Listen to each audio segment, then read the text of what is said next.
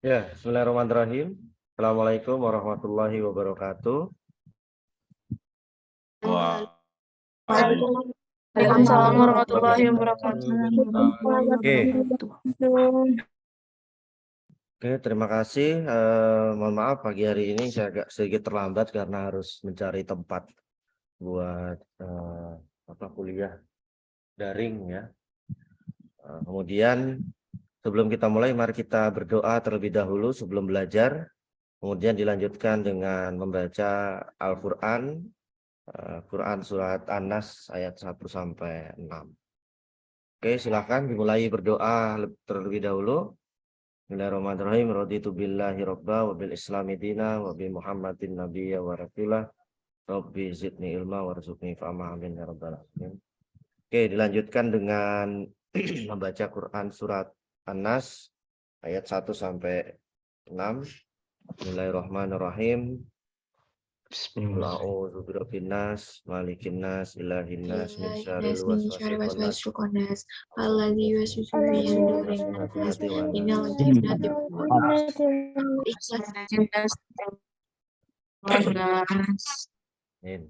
Oke, selanjutnya teman-teman nanti silakan presensi ya secara mandiri di lensa Unisa. Coba saya cek dahulu. Di lensa Unisa pertemuan ke-5 ya hari ini tuh. Ya, udah, diksi sudah. Sekarang pertemuan ke-5 terkait dengan kalimat efektif ya. Kalimat efektif. Silahkan presensi dahulu di situ. Saya cek, oh ya ini sudah ada beberapa yang presensi ya. Silahkan nanti presensi di situ untuk hadir ya. Sakit, izin, dan tidak hadir. Ya.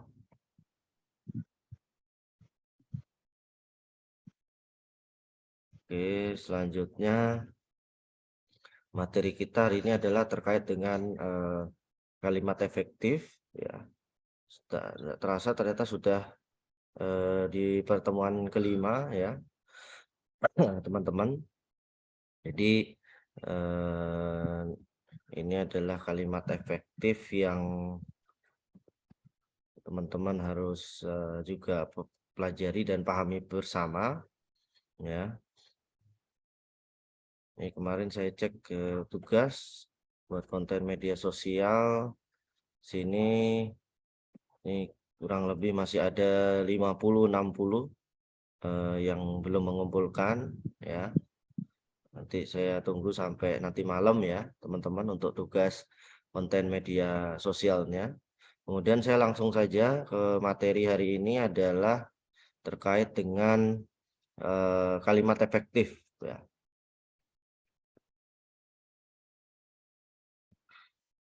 Nah, kalimat efektif itu teman-teman ya, ketika kita berkomunikasi, kita komunikasi dengan teman yang lain ya, berkomunikasi dengan seseorang baik itu secara lisan maupun tulisan.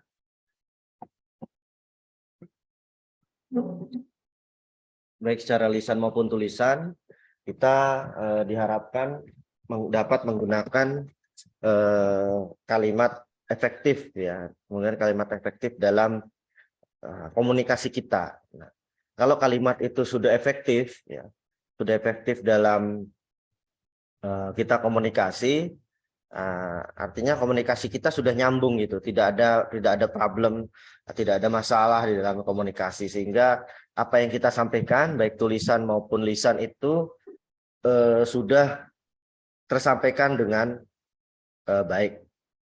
Contoh seperti gambar ini. Nah, gambar ini kan seperti komunikasi yang yang laki-laki bilang ABC, yang C, yang perempuan juga sama juga ABC, artinya sama-sama penulisannya atau isinya nyampe. Apabila komunikasi itu tidak efektif, yang terjadi adalah kekacauan komunikasi ya. Kalau kalimat itu jadi tidak efektif, ada kekacauan komunikasi sehingga apa yang disampaikan orang lain atau kita pun menyampaikan kepada orang lain, baik lisan maupun tulisan juga tidak efektif gitu loh. Ya, tidak nyampe ya informasinya. Nah, bagaimana syarat-syarat dalam penulisan kalimat efektif, teman-teman? Syarat-syarat yang pertama adalah kalimat itu harus logis ya. Logis kalimatnya. Kedua, contoh kalimat logis itu adalah misalnya nih contoh yang keliru ya. Contoh pengunjung yang membawa jaket harap dititipkan di tempat penitipan ya. Pengunjung yang membawa jaket harap dititipkan di tempat penitipan. Jadi yang dimaksud dari kalimat ini adalah apa? Jadi pengunjung yang membawa jaket gitu loh. Sama halnya dengan pengunjung yang memakai jaket gitu loh. Ya, pengunjung itulah yang kemudian dititipkan, bukan jaketnya gitu. Ya. Jadi ini kalimatnya adalah kalimat yang tidak efektif. Nah, bagaimana kalimat menjadi kalimat efektif? Yaitu jaket yang dibawa pengunjung, ya. Jaket yang dibawa pengunjung harap dititipkan di tempat penitipan, ya. Nah, ini contohnya seperti ini. Kemudian persoalan tidak baku misalnya ya.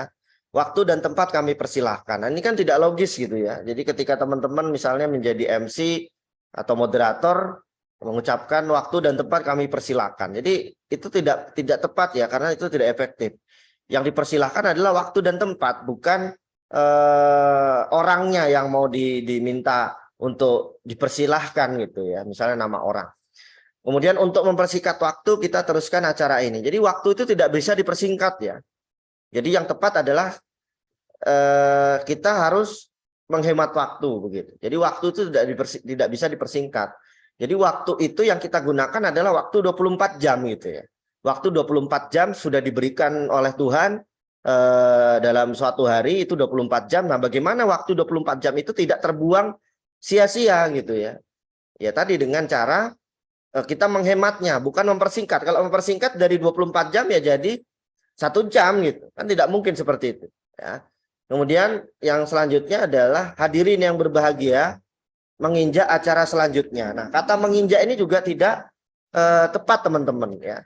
Kata menginjak itu tidak tepat sehingga ketika teman-teman mengatakan menginjak acara selanjutnya itu tidak tepat gitu. Masa acara diinjak-injak gitu ya. Nah, jadi seperti itu. Nah, kemudian yang tepat apa? Nah, ini yang baku nih kalau teman-teman mau menulis. Yang pertama adalah Ibu Warsiti, sarjana keperawatan, magister keperawatan, kami persilakan. Nah, jadi seperti itu ya penyebutannya.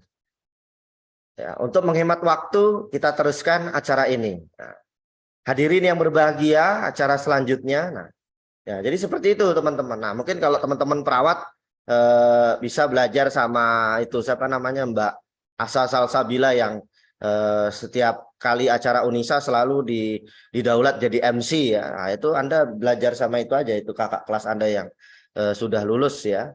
Itu Mbak Asa itu bagaimana nanti siapa tahu di 208 ini ada yang jago jadi MC ya, nanti bisa dipakai untuk MC seterusnya di Unisa gitu kan. Nah, itu teman-teman. Kemudian yang kedua adalah syarat kalimat efektif adalah tidak boleh ambigu. Kalimat efektif tidak boleh ambigu. Contohnya misalnya motor Pak Imam yang tua itu harus segera diperbaiki. Nah, ini ambigu. Yang tua itu motor Pak Imam atau Pak Imamnya yang tua. Nah, kan kalau kita bilang motornya misalnya hilang ya, Pak Imam yang tua, nah, kan sama juga. Nah, motor yang tua. Nah, itu juga sama ketika Pak Imamnya hilang. Makanya ini tidak jelas gitu. Ini ambigunya di sebelah mana, ya kan? Jadi ini adalah kalimat yang ambigu. Nah, yang tepat apa? Motor tua Pak Imam ini harus segera diperbaiki. Motor tua Pak Imam itu harus segera diperbaiki. Jadi bisa seperti itu. Kemudian yang selanjutnya yang ketiga adalah syarat kalimat itu harus hemat, teman-teman. Ya, pertama hemat. Hematnya seperti apa misalnya? Adi memakai baju warna merah. Ya. Adi memakai baju warna merah. Yang tepat apa di situ? Ya. Adi memakai baju merah. Jadi yang tepat itu adalah yang kedua ya. Nggak perlu teman-teman menyebutkan lagi warna karena merah itu sudah mewakili warna. Jadi itu adalah kalimat yang hemat gitu. Kemudian sejak dari pagi dia bermenung. Ya, harusnya sejak pagi dia termenung ya. Jadi Anda boleh memilih kata sejak atau dari. Ya, mungkin lebih tepat kata sejak ya yang mendekati. Ya, jadi kalau sudah ada kata sejak berarti dari tidak perlu. Kalau ada kata dari berarti sejak tidak perlu. Ya.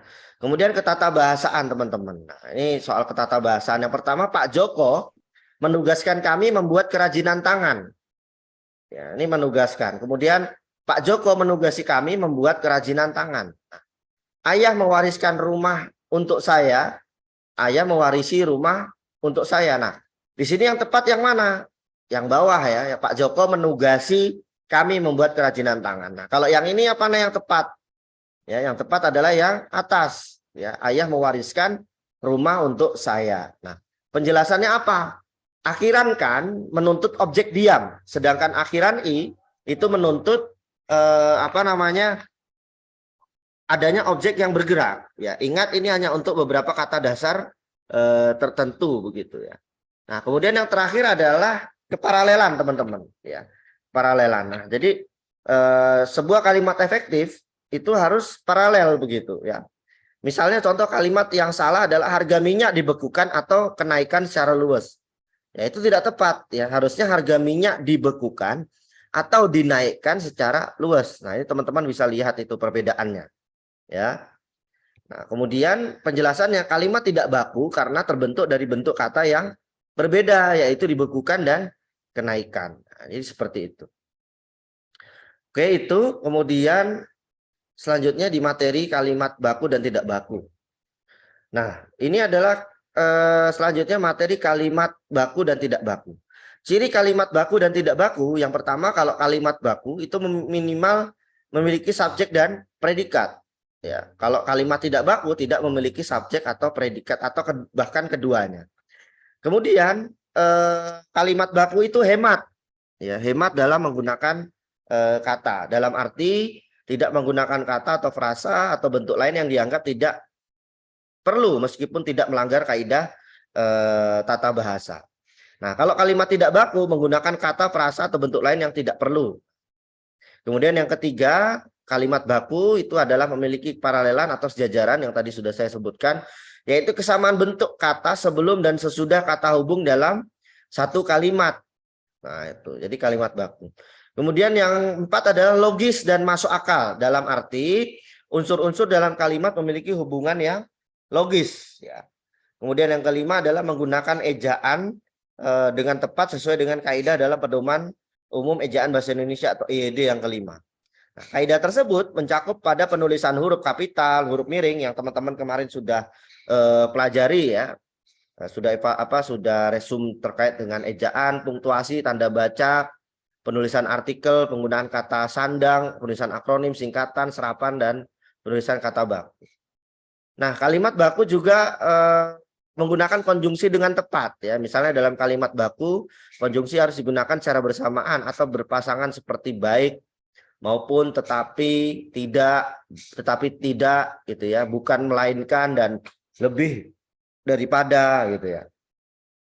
Selanjutnya tidak ambigu ya. Nah, dalam arti orang yang diajak berkomunikasi dapat mengerti dan memahami apa yang dimaksud begitu. Nah, selanjutnya preposisi ya. Nah, preposisi digunakan dengan benar dan tepat seperti bertemu dengan berbincang-bincang ya. Berbincang tentang, sampai ke, menuju ke, di, ke, daripada. Nah ya. Kemudian meletakkan keterangan aspek seperti ingin, mau, akan, harus, belum, telah, dan hendak dengan tepat. Bebas dari bahasa daerah dan unsur leksikal dan gramatikal dialek daerah. Oke, kemudian ini contoh latihan kalimat baku dan tidak baku. Misalnya minuman itu mengandung racun. Ya. Nah, itu kalimat bakunya. Nah, kalimat tidak bakunya apa? Sebelumnya dalam minuman itu mengandung racun. Nah, jadi cukup minuman itu mengandung racun. Jadi tidak perlu ada kata dalam di sini ya. Kategorinya hemat. Kemudian para siswa perlu diajar bahasa Inggris. Ya, yang tidak baku kita lihat yang tidak baku dulu. Ya, para siswa perlu diajar bahasa Inggris. Nah, bahasa Inggris ini siapa gitu? Kok diajar? Nah, jadi tidak tepat. Jadi yang dibalik adalah kalimatnya, ya, diubah kalimatnya menjadi kalimat yang efektif, diparafrase kalimatnya. Bahasa Inggris perlu diajarkan kepada para siswa atau para mahasiswa. Jadi seperti itu kalimatnya, teman-teman. Kemudian yang selanjutnya, dengan kejadian itu menunjukkan pekerjaannya tidak beres. Ya, harusnya cukup kejadian itu menunjukkan pekerjaannya tidak beres. Karena ia tidak diajak, dia tidak ikut belajar bersama. Ya. Nah, karena tidak diajak, ia tidak ikut belajar bersama. Nah, karena tidak diajak, nah, dia tidak ikut belajar bersama. Jadi ada pengulangan subjek ya di sini. Jadi cukup subjeknya satu saja karena yang di depan adalah anak kalimat, yang di belakang adalah induk kalimat. Ya, dipisahkan dengan tanda koma. Kemudian yang kelima, ayah sudah menantimu sejak dari pagi. Nah, ini sama dengan kata yang tadi ya, penghematan. Jadi ayah sudah menantimu sejak pagi atau dari pagi. Nah, ini ada beberapa kata yang kosong ya. Beberapa kata yang kosong kalimat bakunya. Ya, silahkan nanti teman-teman kerjakan ini secara berkelompok ya. Secara berkelompok, kelompok yang kemarin ya, teman-teman berbagi tugas ini menentukan kalimat bakunya apa gitu ya, kalimat baku yang tepat apa. Nanti saya kirimkan materi ini di Lensa, nanti teman-teman silakan mengunduh dan mengirimkan tugasnya di dalam Lensa tersebut ya. Saya kira cukup itu karena saya hari ini ada acara sehingga saya harus segera bergeser ke tempat yang lain. Saya kira itu cukup, teman-teman. Jangan lupa untuk presensi di Lensa Unisa dan tugasnya saya kirim ke Lensa Unisa dan mengkonfirmasi bahwa Anda sudah membuka Lensa Unisa. Saya kira cukup, teman-teman, Mas Danu dan yang lain sebagainya. Terima kasih atas perhatiannya. Nurul wal qalami wa masturun. Assalamualaikum warahmatullahi wabarakatuh. Waalaikumsalam warahmatullahi